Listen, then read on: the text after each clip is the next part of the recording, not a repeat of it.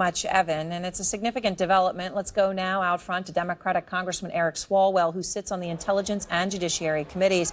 Congressman, thanks for your time. This news obviously breaking tonight. Are you worried about Rachel Brand's resignation and what it could mean for Bob Mueller's investigation?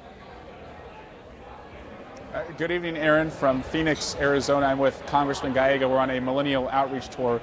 But this news is concerning. She does have a very good reputation at the Justice Department. We want as much structure in place around this investigation, and I hope that she would be willing to talk if there was anything she had seen that was concerning as far as pressure being placed on the department by the president or Jeff Sessions. But the best thing we can do now in Congress is to cement Bob Mueller's role by putting in place the bipartisan legislation that would require a judicial oversight of any potential firing of his investigation.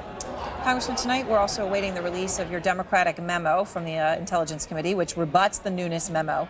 The Nunes memo, of course, alleged FBI abuses of surveillance authority to spy on the Trump campaign at the highest levels of the FBI. The Democratic memo is now in the president's hands, and I don't know if you heard, because I know you're on this tour, when he was asked today, the president was asked today when it will be released. Here's how he responded. It's going to be released soon. We're going to release a letter. Thank you very much. We're going to release a letter soon. It's going to be released soon. Any idea when? Well, it should be released soon and free from any political edits. It looks like he's playing games with this memo. Most people want us to just move on with our investigation. We haven't heard from any witnesses in this investigation for over a month now. And remember, Erin, that just in the last 2 weeks, CIA Director Mike Pompeo and Secretary of State Rex Tillerson have warned that the Russians are still interfering in our democracy.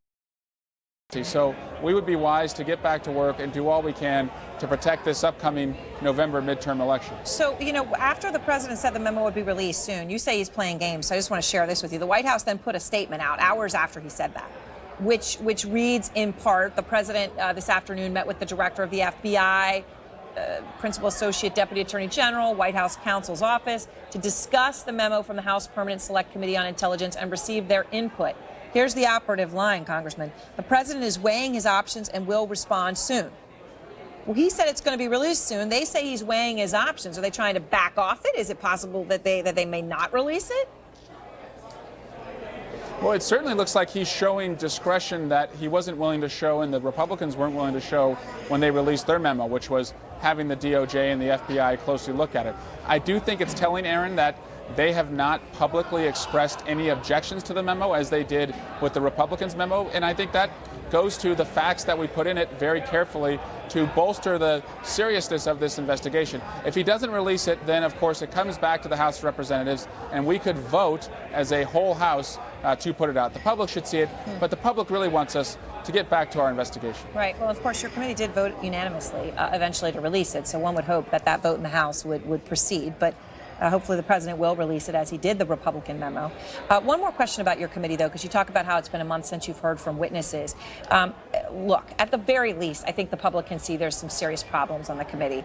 And two sources are now telling CNN just to give everyone a mental image. Things are so tense that Republican staff is thinking about installing a physical barrier to separate Republican and Democratic aides. Has it really gotten that bad?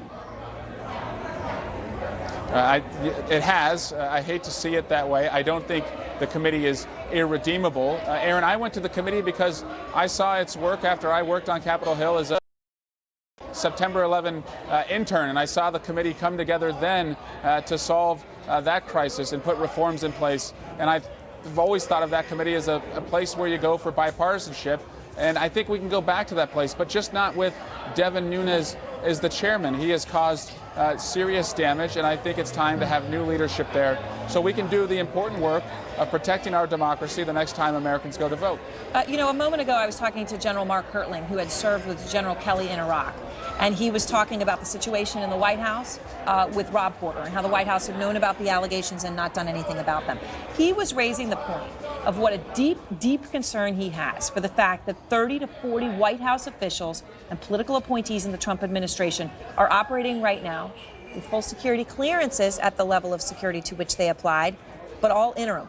None of the 30 to 40 have not gotten approval for a full security clearance. And that includes Jared Kushner, who's been going to Saudi Arabia and going to Israel and leading all of these talks. How big of a problem is this?